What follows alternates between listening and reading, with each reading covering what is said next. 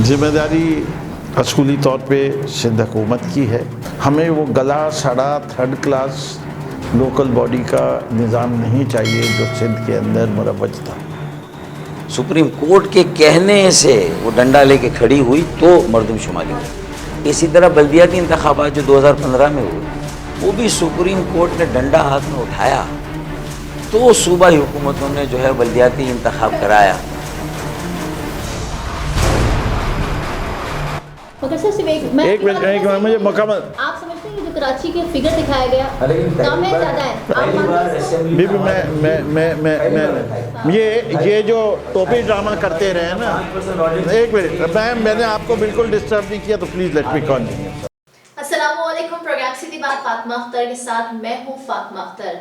किसी भी मुल्क की जमहूरियत के लिए बल्दियाती इदारे इम्पोर्टेंट रोल अदा करते हैं और आवाम के जो मसाइल हैं उनको आम आदमी जो अपने मसाइल उजागर करता है वो बल्दियाती निज़ाम के ज़रिए करता है। हमारे मुल्क पाकिस्तान में स्पेशली कराची की बात कर ली जाए तो कराची में ये बल्दियाती निज़ाम के इलेक्शन कब कब हुए और किस दौर में कितने काम हुए, एक रिपोर्ट तैयार की गई है, वो देख लेते हैं।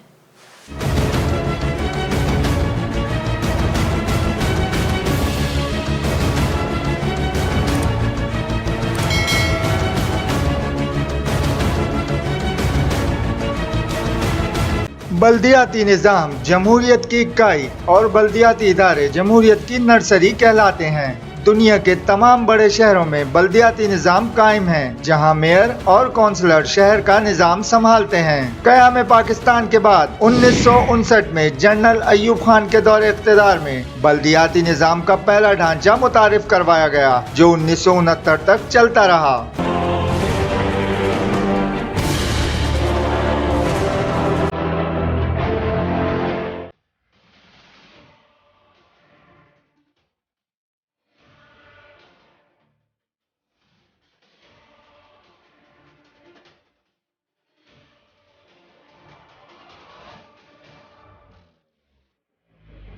इसके बाद जुल्फ़िकार अली भुट्टो के दौर में लोकल गवर्नमेंट ऑर्डिनेंस 1972 जारी हुआ, लेकिन इसकी रोशनी में इंतखाबात नहीं करवाए गए और सरकारी अफसरान 1971 से 1979 तक बल्दियाती इदारे चलाते रहे। 1979 से 1984 तक जनरल ज़ियाउल हक के दौर में नजरसानी बल्दियाती निज़ाम नाफिज रहा। इसके तहत देही इलाकों में 2 सतह और शहरी इलाकों में 3 सतही निज़ाम नाफिज किया गया। 1986 से 1998 तक 4 हुकूमतें आईं और उन्होंने इस बल्दियाती निज़ाम को जारी रखा, लेकिन अरकान कौमी और सूबाई असेंबली अपने हलकों में तरक्याती कामों के लिए फंड्स खुद हासिल करने पर जोर देते रहे, जिसकी वजह से इस निज़ाम के बारे में तनाज़ात सामने आए और बल्दियाती इदारों को मुअत्तल भी किया गया।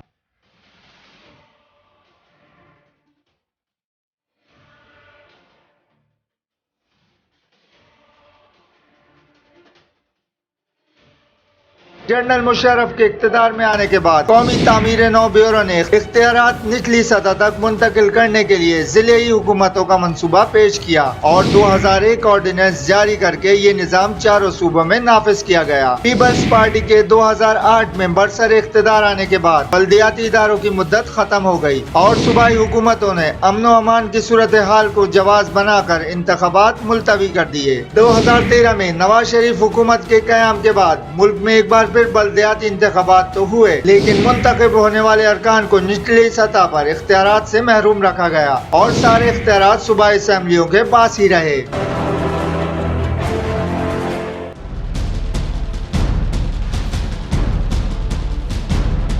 2018 के इलेक्शन के बाद तहरीक इंसाफ की हुकूमत ने कई बार बल्दियाती इंतखाबात कराने के इशारे तो दिए, लेकिन गुज़िश्ता 3 सालों में इंतखाबात का इनेकाद ना हो सका। देखा जाए तो जमहूरियत की इकाई कहलाने वाले निज़ाम को मुल्क में ज्यादातर डिक्टेटर्स ने नाफिज किया, जिसके तहत मुल्क में कई तरक्याती मंसूबों को मुकम्मल भी किया गया।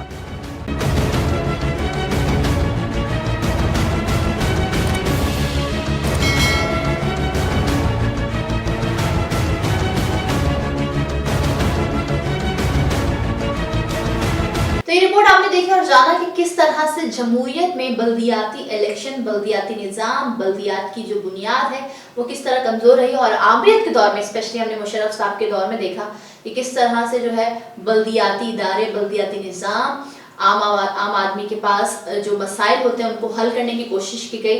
तमाम तर सूरत हाल पर बात करने के लिए मुझे स्टूडियो में ज्वाइन किया है फिरदौस शमीम नकवी साहब हैं, MPA हैं और पाकिस्तान तहरीक इंसाफ के सीनियर रहनुमा हैं, सियासतदान हैं। अस्सलाम वालेकुम, बहुत शुक्रिया आपके वक्त का। और मुझे स्टूडियो में ज्वाइन किया है फ़ारूक सत्तार साहब, किसी तारीफ़ के मोहताज तो नहीं मगर इनका जो कराची की सियासत में इनका बहुत अहम किरदार रहा है और नाम है इनका, साबिक मेयर भी रह चुके हैं। अस्सलाम वालेकुम फ़ारूक साहब, बहुत शुक्रिया आपके वक्त का। वालेकुम अस्सलाम। अच्छा, हम ये देख रहे हैं कि बल्दियाती इलेक्शन का ना होना किसकी ज़िम्मेदारी है, क्यों नहीं हो रहे? क्योंकि जिस तरह से अंबार लगे हुए हैं ना मसाइल के, कराची इस नहज पर आ गया है कि अब बल्दियाती इलेक्शन होने चाहिए। फिरदौस साहब, सिंध हुकूमत की ज़िम्मेदारी है? ज़िम्मेदारी असूली तौर पे सिंध हुकूमत की है, लेकिन मैं समझता हूँ इसमें आईन पाकिस्तान के में कमज़ोरी है और उस लिहाज से आइन को दुरुस्त करने की ज़रूरत है।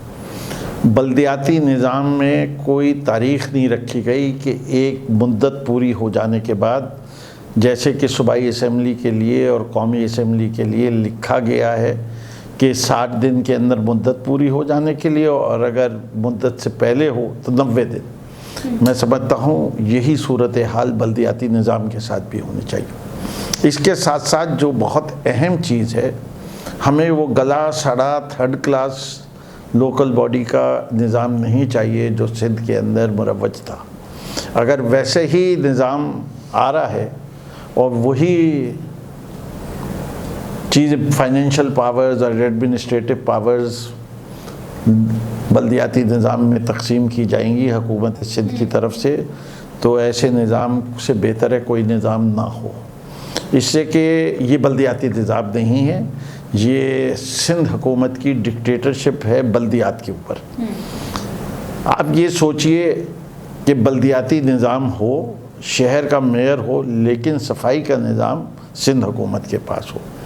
बल्दियाती निज़ाम हो लेकिन पानी की रसद का सिंध हुकूमत के पास हो। सारे इख्तियारात सिंध हुकूमत। सीवरेज का मामला हो, सिंध हुकूमत के पास हो। कराची की सड़कें बनाना वो भी सिंध हुकूमत के पास है। रोड पे बसें चलाना वो भी सिंध हुकूमत के पास है। मास्टर प्लान, बिल्डिंग कंट्रोल वो भी सिंध हुकूमत के पास है। तो मेयर के पास है क्या? टैक्स वसीम अख्तर साहब तो बहुत सारी चीज़ों की वजह से रोते थे। मैं उनके रोने गाने की बात नहीं कर रहा, मैं शहर कराची के लोगों के जो नौहा खां हैं मैं उसकी बात कर रहा हूँ। इससे कि ऐसे निज़ाम के तहत डायरेक्टली डिफेंड कर रहे हैं वसीम अख्तर के पास जो निज़ाम था उसको। एक तरीके से सही ना, सारे इख्तियारात सिंध हुकूमत ने अपने पास नहीं, देखिए बात ये नहीं है। कुछ इख्तियारात जो थे भी, अगर उसके अंदर कोई बेहतरी ले आते तो मैं कहता ज़बरदस्त। फॉर एग्ज़ाम्पल बड़ी सिंपल सी बात है, अटेंडेंस गोस्ट एम्प्लॉयज़ ख़त्म करने थे, बायोमेट्रिक लगा देते, नहीं किया। पार्किंग के निज़ाम में ट्रांसपेरेंसी ले आते, तो बहुत बड़ी माफिया सरगर्म, ट्रांसपेरेंसी ले आते, नहीं लेकर आए, नहीं लाए। जो 32 रूट्स थी उन पे नई बसें चलवा देते, नहीं किया। तो ये थी ना उनके पास। खुद KMC की कौंसिल में के अंदर जो है डिबेट अच्छी हो जाती कराची के मसाइल पे, बहैसियत मेयर मसाइल को उजागर कर देते। KMC के कौंसिल में एक दफ़ा महीने में इजलास किया, क्योंकि उन पे सवालात ज़्यादा उठते थे और लोग उनसे नाला थे, तो इसलिए उन्होंने 1 घंटे का सेशन करते थे और अपने दौर में वो हर माह का भी सेशन नहीं किया। उनके डिप्टी मेयर छोड़ के चले गए उनको, और जो दूसरे डिप्टी मेयर लाए वो भी मैं तो यही ठीक है। फ़ारूक सत्तार साहब, बल्दियाती इलेक्शन का ना होना सिंध हुकूमत की ही सिर्फ जिम्मेदारी रह गई है, क्योंकि सईद गनी साहब ने गुज़िश्ता ही रोज़ कहा है कि हम जो है मरदमशुमारी से सेटिस्फाई नहीं है और विफाक से भी हम सेटिस्फाई नहीं है। हम आगे जाकर जब हमारे पास मरदमशुमारी परफेक्ट वे में आएगी तब हम सोचेंगे, और हम चाहते भी हैं कि बल्दियाती इलेक्शन हो। अगर सईद गनी साहब के या सिंध हुकूमत के जो जवाज़ हैं बल्दियाती इंतखाबात ना कराने के ना, अगर उनको मरदमशुमारी से इतनी दिलचस्पी थी तो 2008 में मरदमशुमारी होनी थी, जो कि खुदा करके पता नहीं 2011 में कुछ शुरू हुई, फिर उसे रोक दिया गया और 2017 में इसके फिर रिज़ल्ट आए थे ना। तो मैं ये देखता हूँ कि उस वक्त भी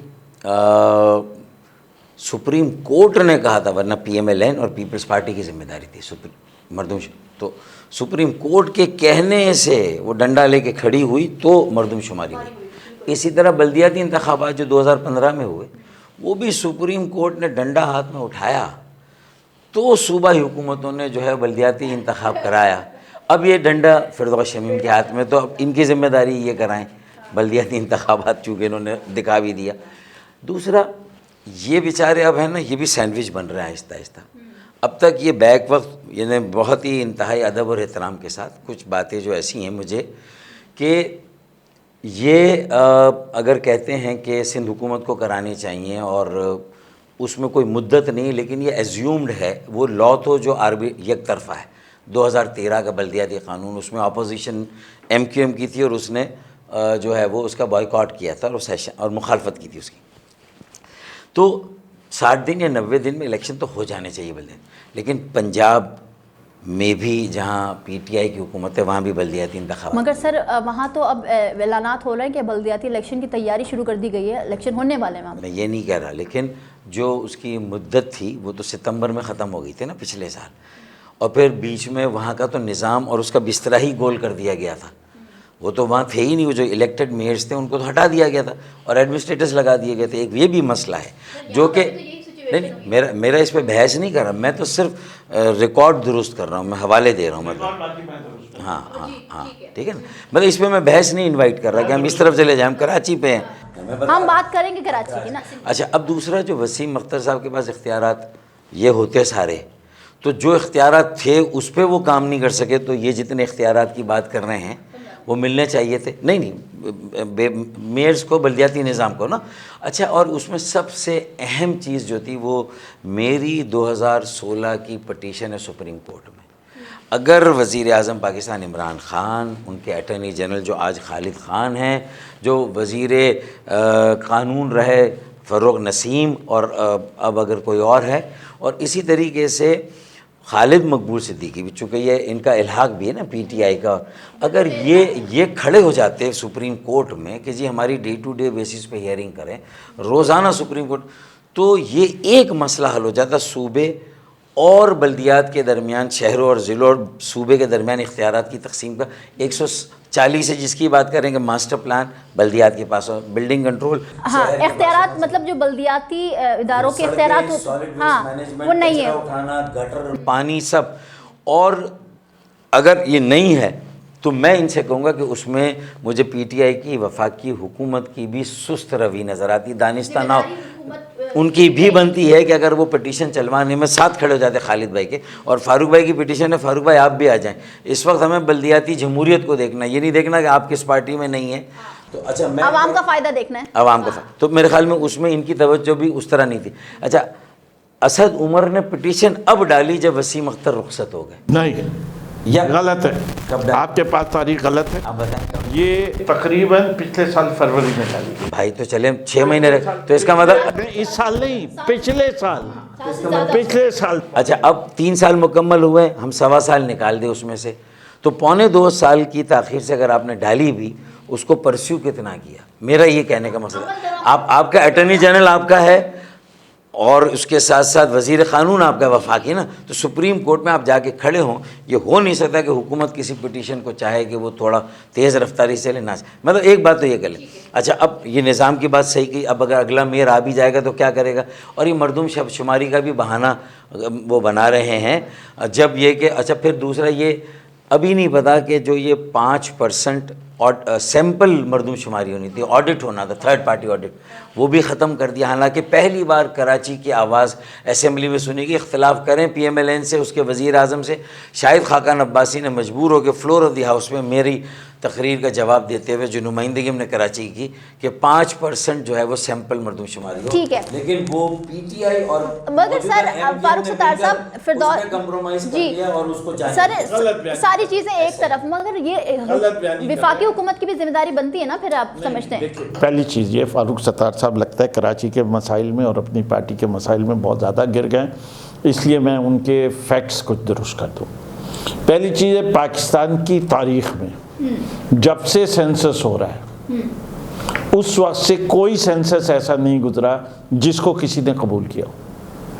चाहे 1981 का ले लें, बाद का ले लें, 98 का ले लें, और वक्त पे सेंसस नहीं हुआ, चाहे 2017 का ले लें, और निज़ाम चलता रहा। मगर सर सिर्फ एक मिनट मुझे मुकम्मल। आप समझते हैं कि जो कराची के फिगर दिखाया गया कम है ज़्यादा है, आप मानते हैं इसको? मैं पहली बार उठाई आवाज उठाई, और शाहिद खान अब्बासी ने कहा 5% ऑडिट जो कि इन्होंने और एमकेएम ने मिलकर डिस्टर्ब नहीं किया, तो प्लीज लेट मी कंटिन्यू। 2017 में जब ये मरदमशुमारी हुई और इसके नताइज आए, उसके बाद ये जो 5% का लॉलीपॉप दी गई, मिनटेड नहीं है, कोई एक्शन नहीं है, कोई उसके बाद कुछ हुआ नहीं। तो ये इतने भोले थे कि मान के आ गए कि उसने कह दिया, इन्हीं ने मान लिया।